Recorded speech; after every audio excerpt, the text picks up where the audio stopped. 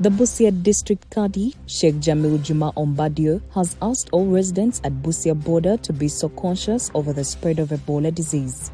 He made the call during the Eid al-Duha prayers held at Madibira Primary School playground in Busia District.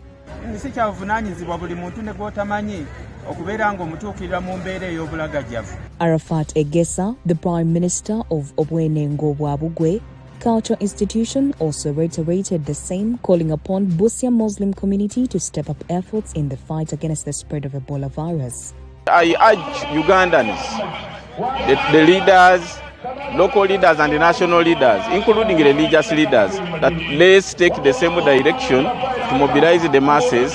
Let the masses be informed that Ebola is a threat to the population. Yuhud, a charity organization of Muslim believers based in Turkey, said that they offered over 800 animals to slaughter and share meat with the Muslim believers and community in Busia district as a sacrifice reflected in the Quran teaching.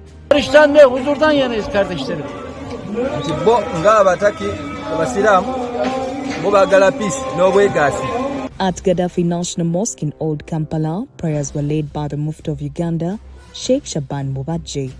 In his sermon, Mubadje congratulated Muslims in Uganda and across the world upon celebrating Eid al-Duha, which he described as the Eid of sacrifice. You find somebody with a herd of cattle, he doesn't want to sacrifice. He misses just a leg of a cow, he quarrels, he says, now this year you are not good.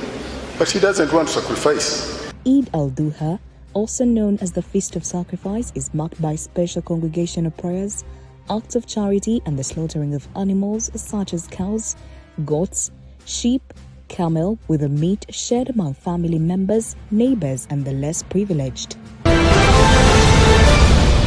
Vice President designated Jessica Alupo and Prime Minister designate Robina Nabanja are expected to be approved by Parliament tomorrow at 2 p.m. The two leaders were reappointed to their respective positions by President Yoweri Museveni as part of the newly announced cabinet. According to a communication issued to members of Parliament by the Clerk to Parliament, Adolphe Mwesije, the approval session will be conducted in line with Article 108, Section 2 of the Constitution, which provides that the Vice President and Prime Minister are appointed by the President with the approval of Parliament by a simple majority. The meeting will be chaired by the newly elected Speaker of Parliament, Jacob Oboth, marking one of the first major assignments of the 12th Parliament. Upon approval, the two leaders are expected to take their oath of office over the weekend at State House Entebbe before officially resuming their duties. The government of Uganda has intensified safety and prevention measures following the rise in reported Ebola cases in the country. Authorities said the move is aimed at containing the spread of the deadly virus and protecting communities, especially in high-risk districts and border areas.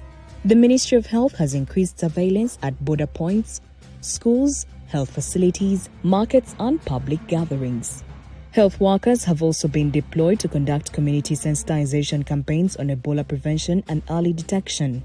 Authorities are urging the public to observe strict hygiene measures, including regular hand washing, avoiding physical contact with suspected patients, and immediately reporting any symptoms such as fever, vomiting, bleeding, and severe weakness to nearby health centers.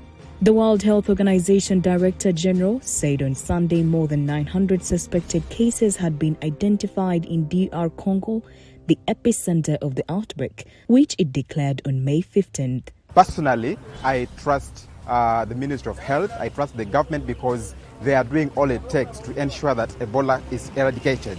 Just next to us here, the Ebola camp is here.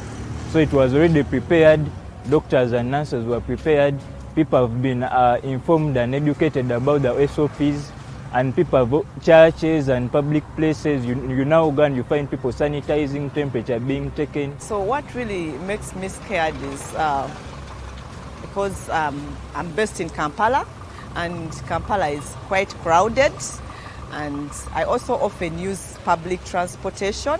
Why should someone coming from Congo still be coming, unless if they have really, screened them and they have tested them and they have free, but at least they should still limit people coming in from those highly infectious areas. Ebola is a deadly viral disease that spreads through direct contact with bodily fluids. It can cause severe bleeding and organ failure. Download the app on App Store or Google Play Store now. Vision Digital Experience, the future of media.